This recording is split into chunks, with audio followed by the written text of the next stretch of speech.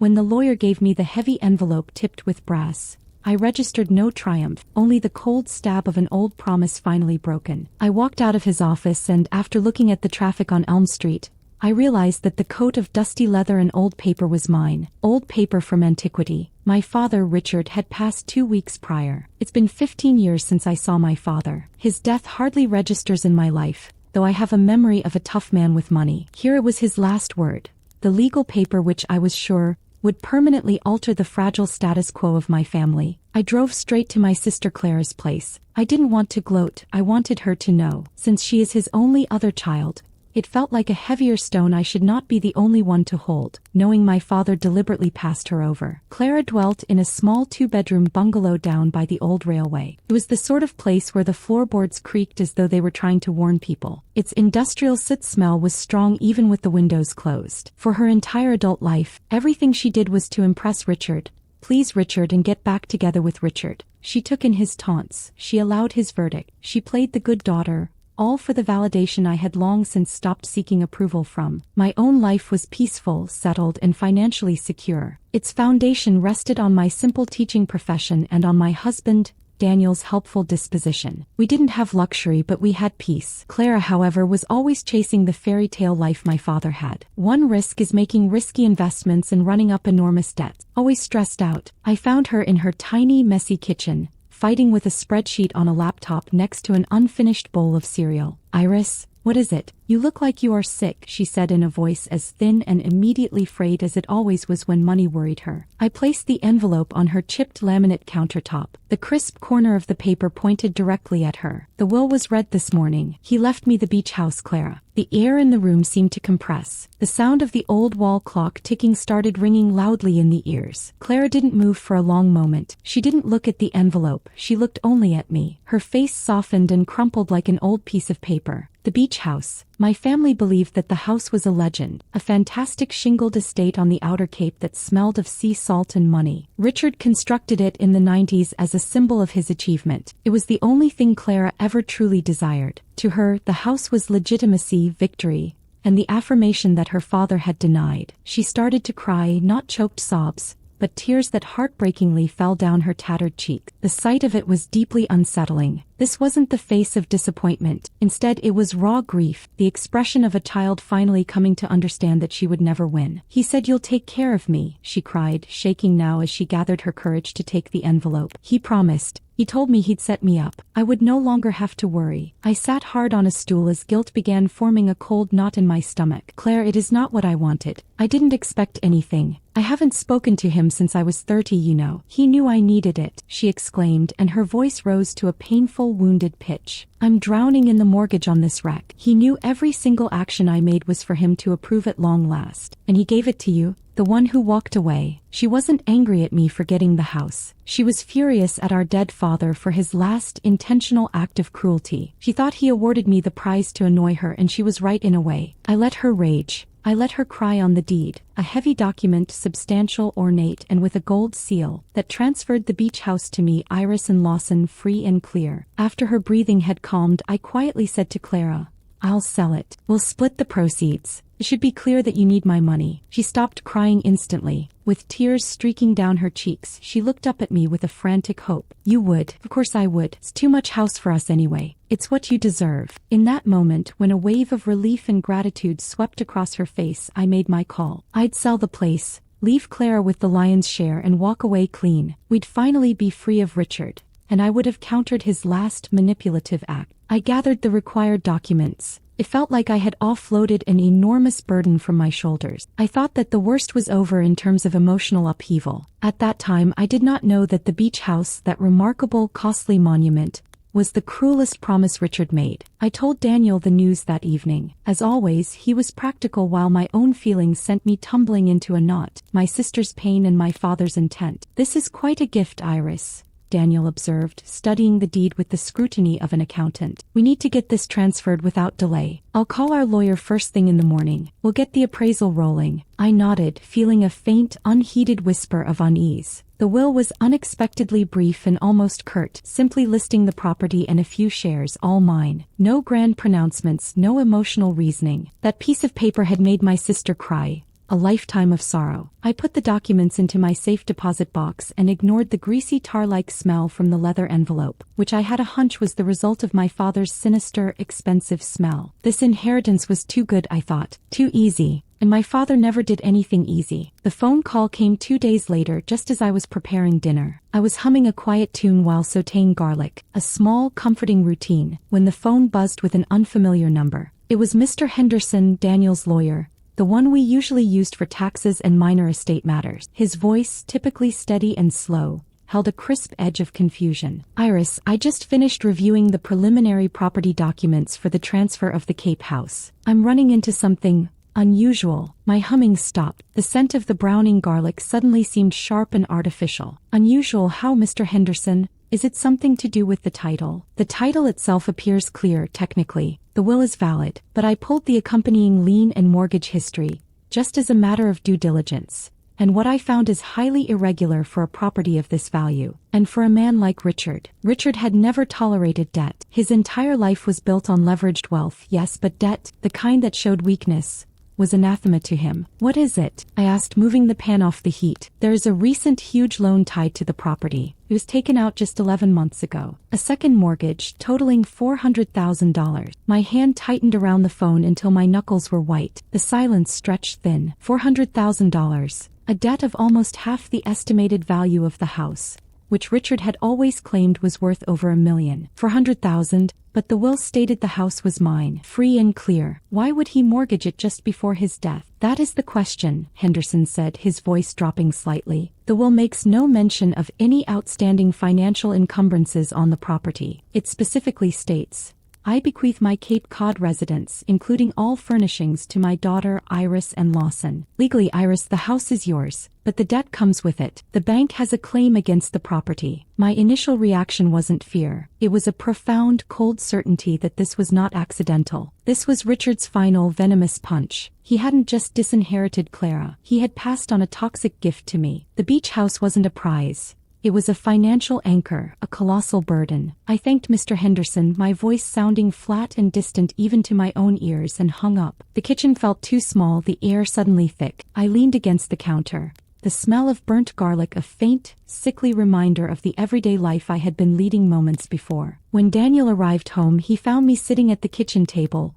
the legal papers spread out like a defeated map. What is all this? He asked, immediately sensing the shift in the atmosphere. I pushed the mortgage papers toward him. Richard didn't leave me a house. He left me a $500,000 problem. He left me $400,000 in debt. Daniel was methodical. He read every line, his eyebrows furrowed deeper with each paragraph. This is madness. Why would he do this? He was worth tens of millions. He didn't need this money. No, I said, looking out the window at the distant, blinking streetlights. He didn't need the money. He needed the last word. He needed to ensure his final act was as disruptive and destructive as possible. We realized the devastating implications immediately. To sell the house and give Clara the proceeds as I had promised, I would first have to pay off the $400,000 loan. We didn't have that kind of liquidity. We had our savings, enough for retirement and the children's college funds, but draining them for this would destabilize our own secure life, the very life Richard always sneered at as too small. I felt the first stirrings of genuine anger,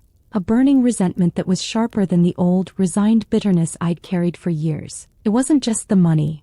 It was the manipulation. He had used my own sister's desperation as bait. The next day, I drove to the bank that held the loan, a small, exclusive private institution I hadn't known Richard used. I needed to understand how the money was used. If it were a legitimate business investment, the will was simply flawed. If it was something else, it was proof of malice. The loan officer, a meticulously dressed man named Mr. Thorne, was guarded but courteous. Ms. Lawson, your father's finances were complex, he said, tapping a pen against a heavy ledger. The funds were dispersed in 3 separate wire transfers, all within a few days of the loan closing. And the purpose? I pressed, leaning forward. Was it a company acquisition? A specific asset purchase? Mr. Thorne avoided my gaze. The purpose of the funds was listed internally as a personal capital restructuring and liquidation, which, as you know, is vague. However, the recipient accounts, those I can confirm for you as they are now relevant to the property's future solvency. He hesitated, then slowly read the destinations of the 3 wires. The first 2 were transfers to Richard's own investment accounts,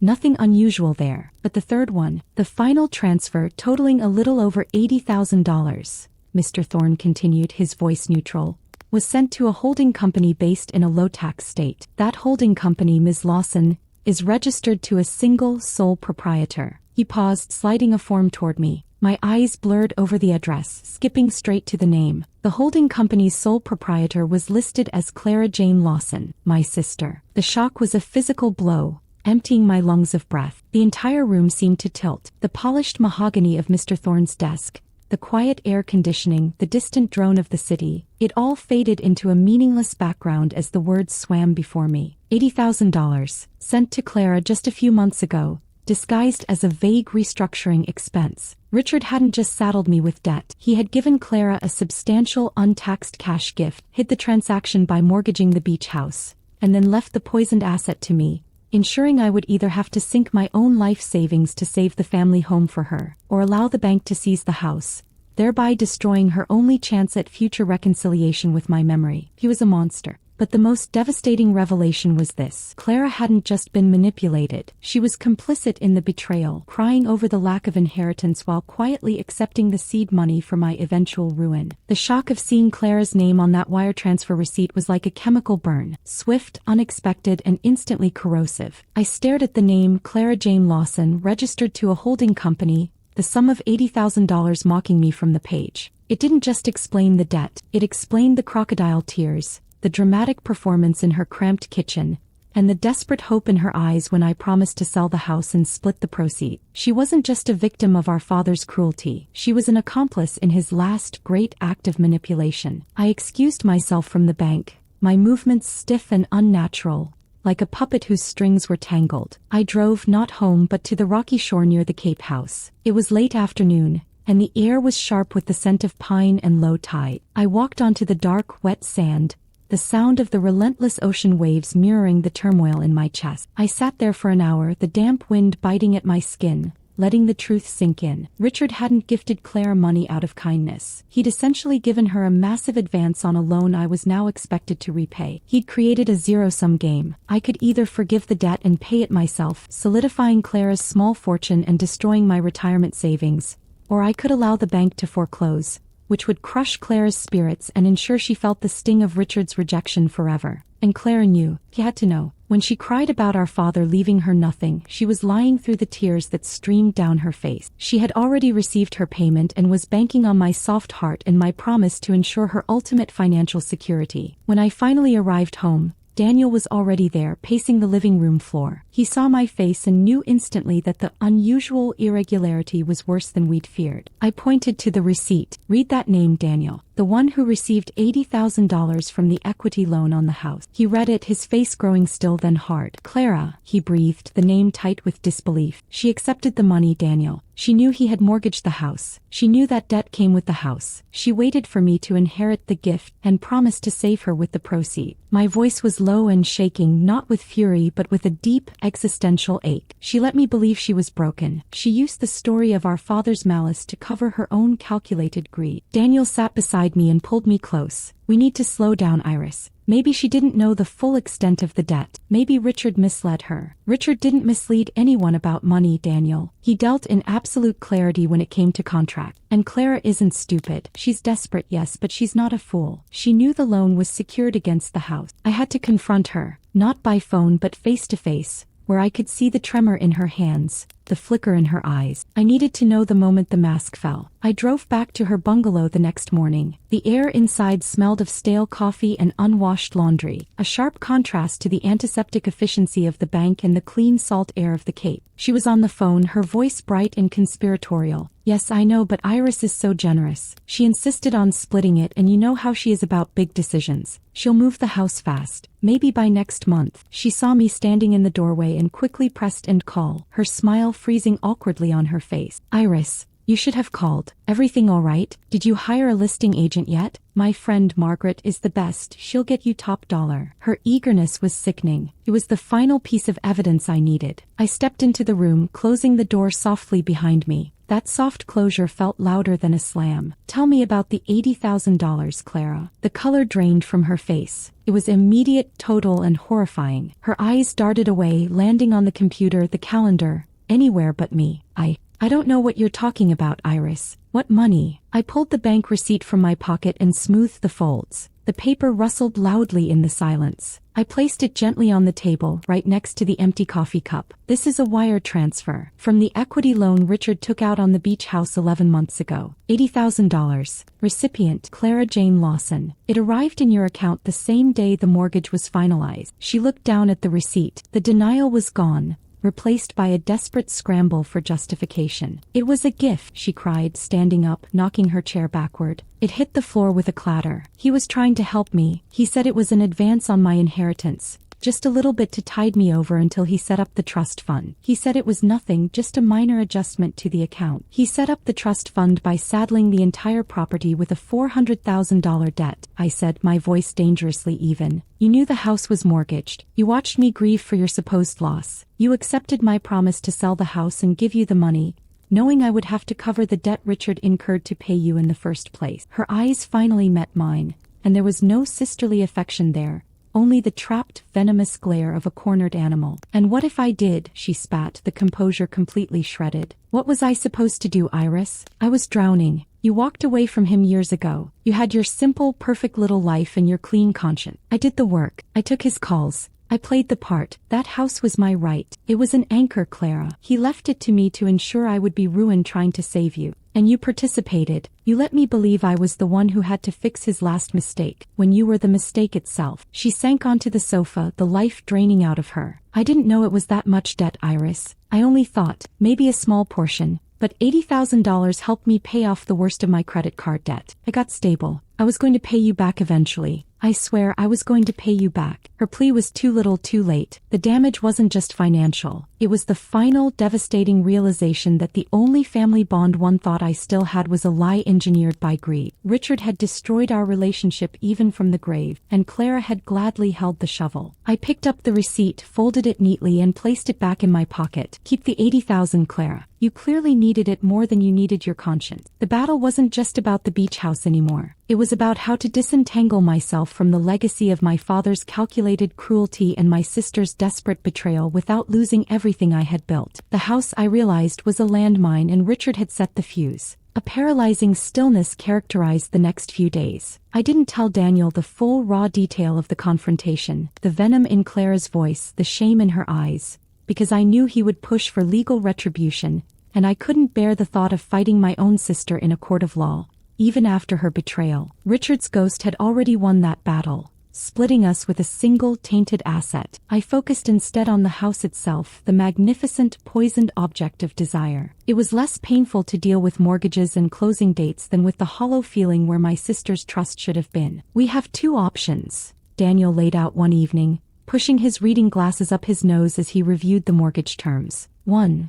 We drain almost all of our long-term savings, pay off the $400,000, and then sell the house as promised. We'd break even, maybe make a small profit, but we'd be financially vulnerable for years." He paused, looking at me over the rims of his glasses. "Or 2, we refuse to pay the debt. The bank forecloses on the house, Clara gets nothing, and we walk away clean. We lose the inheritance, but we save our future." The choice seemed simple on paper, but the emotional weight was staggering. If I chose foreclosure, I would be seen as the cold, wealthy sister who deliberately ruined her struggling sibling, fulfilling the narrative my father had always painted of me. The family, cousins, aunts, the few people we still saw, would see only the lack of the beach house, not the dark financial trap beneath it. But the idea of sacrificing our secure, hard-won future to save Clara from the predictable consequences of her own greed, after she had betrayed me, felt like a self-inflicted wound. "We are not paying it, Daniel," I said finally, the decision firm and settled in my chest. "We will not be Richard's final victims, but we are going to fight the legal battle for my father's true intention." My plan wasn't focused on revenge against Clara,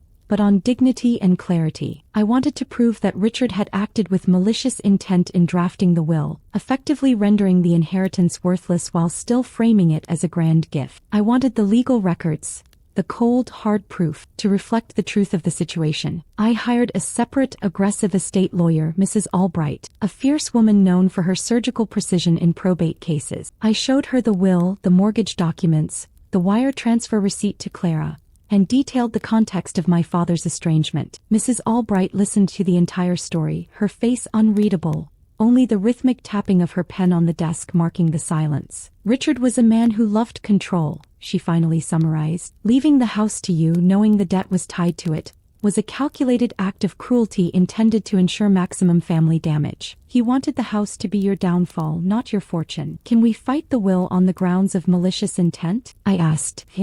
But it's messy. The will is legally sound. However, we can contest the ambiguity around the debt. We will argue that Richard's actions amounted to a form of undue financial influence and a clear breach of the spirit of the bequest. More importantly, we can legally document the debt's purpose, to funnel $80,000 to Clara, and ensure the court recognizes the betrayal. The action phase was slow and tedious, consuming my days. I was no longer the quiet teacher. I was a warrior in the legal trenches, fighting a battle against a dead man's documents and a living sister's avarice. I spent hours with Mrs. Albright, piecing together Richard's last year. We found evidence of him liquidating smaller assets, creating a financial shell game in the months leading up to his death. His motivation wasn't profit, it was engineering chaos. The irony was unbearable. The beach house, which smelled of salt and luxury, now smelled to me of paper and regret. I hadn't even set foot inside it since receiving the deed. I didn't want to. I was terrified of what other secrets might be lurking beneath the floorboards,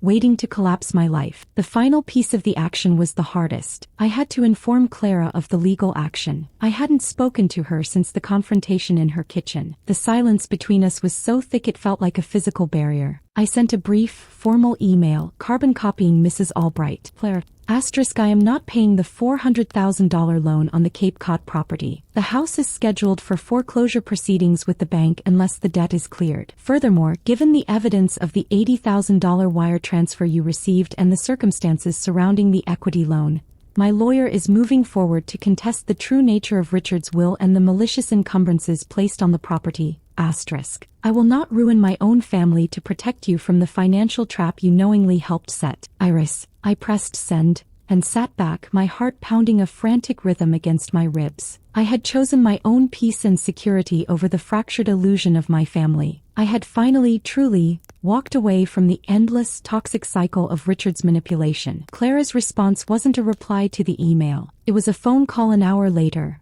A raw, screaming mixture of fear and rage that confirmed every suspicion I ever had. You absolute snake. You cold, ungrateful bitch, she shrieked into the receiver, her voice so loud it distorted the sound. You're going to let the bank take the house? You're going to let father's house go to strangers? After everything I did for him, you took the $80,000, Clara, I stated, my voice low and steady, refusing to be drawn into her hysteria. That was your choice, and now I'm making mine. This is revenge. This is how you finally get back at me for being the one he talked to. No, I replied, hearing the immense final dignity in my own voice. This is self-preservation. It's what you should have done years ago instead of chasing his approval. Goodbye, Clara. I hung up, placing the phone gently back in its cradle. The noise stopped, but the memory of her scream lingered, a painful punctuation mark on the end of our relationship. The legal battle was beginning, but the emotional fight was already over. The silence that followed my final conversation with Clara was shattered not by reconciliation, but by the relentless, humiliating roar of gossip. Clara, wounded and desperate,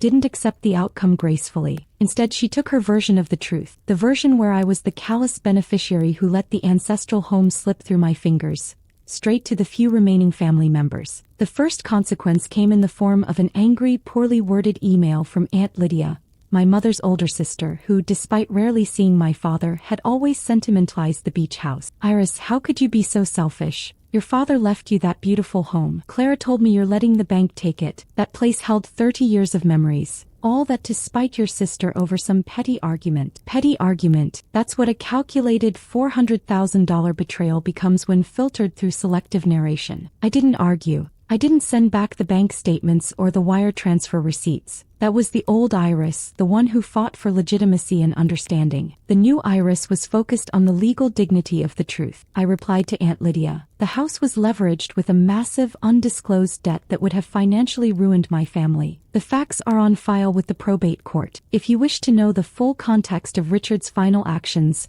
please read the documents. The real consequence, the one that mattered, played out in the courtroom during the probate hearing. In this quiet, bureaucratic theater, my father's life and death were reduced to property and liabilities. Mrs. Albright was magnificent. She didn't rely on emotional pleading. She relied on financial truth. She methodically laid out the timeline for the judge. The $400,000 equity loan was finalized in May. $80,000 was immediately diverted to a holding company controlled by Clara. Richard died in October. The will, executed in September, named me as the beneficiary but failed to mention the encumbrance. When Mrs. Albright presented the receipt showing Clara's name, a palpable tension settled over the room. Clara was seated across from me, stiff and pale, flanked by her own overwhelmed, unprepared lawyer. She avoided my eyes, but I could feel her hatred burning. "Your Honor," Mrs. Albright concluded, her voice sharp and controlled, "our contention is not that the will is invalid, but that the testator, Mr. Richard Lawson, actively and maliciously burdened the asset shortly before death and specifically concealed this liability from the beneficiary. Furthermore, a substantial portion of the loan was used for a personal, undisclosed transfer to the other surviving heir,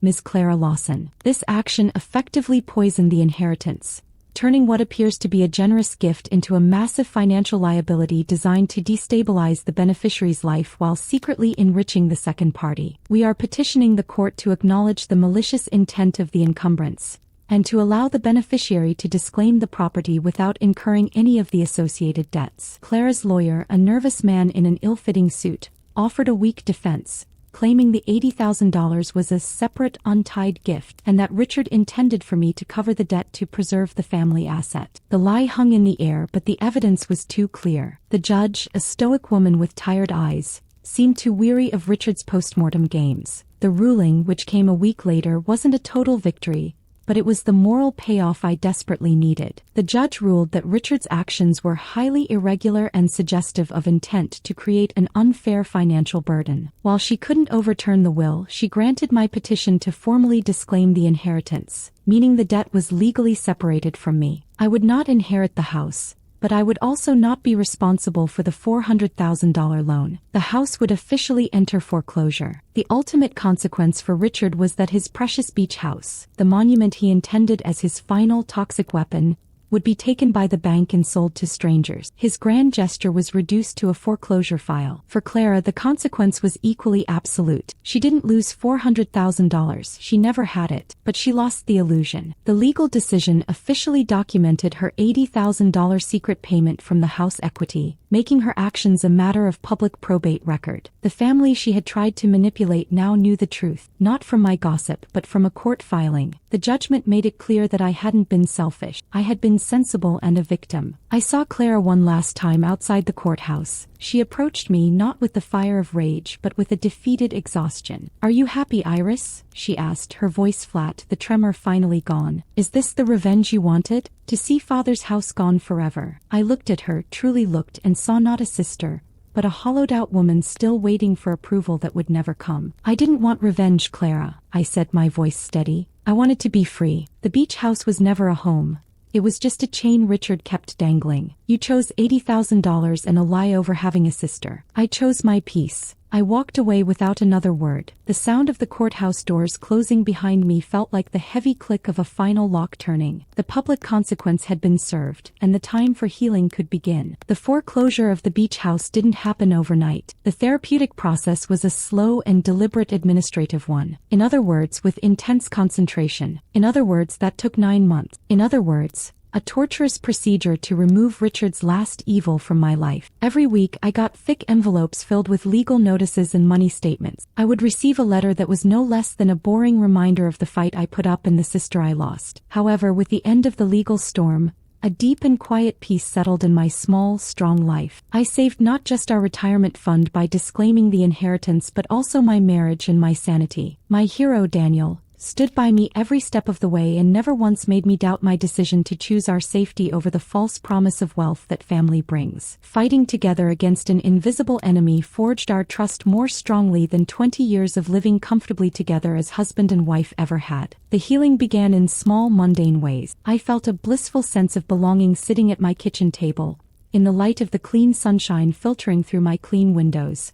And the floorboards I stood on were absolutely mine, free from mystery or debt. After the sometimes chaotic atmosphere of the probate court, I felt immediately comforted and secure in the classroom's predictable setting. The chalk sound and the children's laughter were reassuring. My father's last act, though unintended, has given me clarity, the greatest gift of all. I didn't want to deal with the toxic legacy of his life or my sister's nefarious ambition, so I chose to leave with my integrity intact. I no longer had to pretend. I was no longer the good daughter, the family savior who saved the inheritance. My relations with my extended family, the ones who had taken on board Clara's story, were polite but calm. I didn't pursue their validation, nor did I address their misconceptions. The truth was on file. If that's what they choose to believe, that's their choice. A melodramatic lie at odds with the court documents. Let them have that lie if they want to, because it's their loss. For the first time, I felt light without that constant need for approval. Accepting a permanent breakup with Clara was the most challenging part of the resolution. We had been sisters sharing a childhood, and while our relationship in adulthood has been rocky, who knows? We may someday be friends again. That hope was dead now, killed by her scrolling through that transaction receipt with her name on it. About a year after the first hearing, I received a note in the mail, anonymously. A brief clipping from a local Cape Cod paper stated that the sale of the historic Lawson property, now in foreclosure, has been completed. The photograph was a bit grainy. It showed the first large house with shingles against the ocean. It sold for significantly less than its pre-debt valuation. The nightmare was finally over. I was not sad about the loss of property. I was sad about the loss of what this house could have been. A home that would lighten the financial load on my sister and me. But that future had never existed. It was always a fantasy built on a lie. Daniel and I decided to take a vacation 2 months after the sale. Not to the pricey, overcrowded Cape, but to a small, quiet island in Maine. We rented a small, simple cottage with a porch overlooking a working harbor. It was a cozy cottage with a garden. One day, sitting on a porch swing looking at the lobster boats chugging off to the sea, Daniel held my hand. "It has been a while since you spoke about Clara," he said gently. I looked out at the water, which smelled clean and wild. "I don't know what else to say," I said. "She made her choice. She chose $80,000 and she believed the world owed her something. And I decided this." I squeezed his hand to reassure him of the quiet peace, the simple yet honest beauty of our surroundings. He asked whether she regretted her choice. Losing the house. The salty air filled my lungs as I took a deep breath. It was a clean feeling. "I do regret the debt Richard wanted us to take on. And I do regret my sister, the sister I once had. I do not regret getting up and walking away from the anchor. That house was intended to take us down with it. By letting it go, I finally cut the last tie to our father. The ultimate victory wasn't financial. It was moral. I confronted the worst part of my family and came out free, not wealthy but definitely free. The legacy meant to shatter my life has, because it has no value, taught me the values of my life, dignity, peace, and the love I built myself. I have discovered my valuable asset, and it is unmortgaged. I have learned that life has a way of correcting itself if you give it space. The narrative about the beach house, where my father ordered his final trick that turned my sister into a thief, has become a story. It wasn't the central part of my life,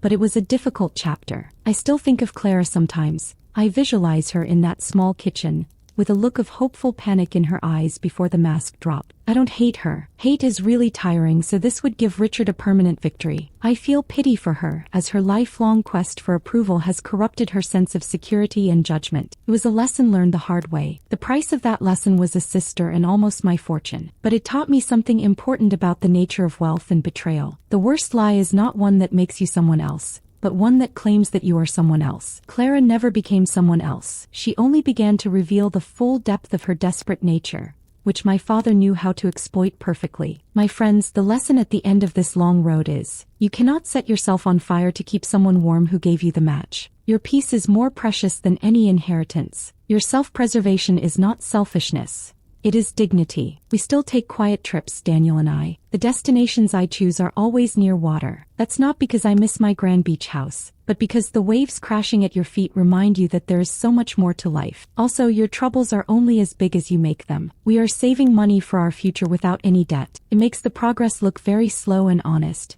And that simplicity holds tremendous strength. At times, I look at the waves and wonder if Clara ever manages to let go and find peace. I truly hope she did, but my job was not to save her. It was to save myself. The house is gone, the debt is gone, and the painful lessons remain. Would you have done what I did? If you found out you were going to inherit $1 million, would you sacrifice it for peace of mind? Knowing the truth about your family would sever your last thread of connection? Please tell me your thoughts below. If this story resonates with you and you have had to walk away from your toxic inheritance or a destructive family secret, then do subscribe. With your help, I can keep sharing these true stories of strength and healing.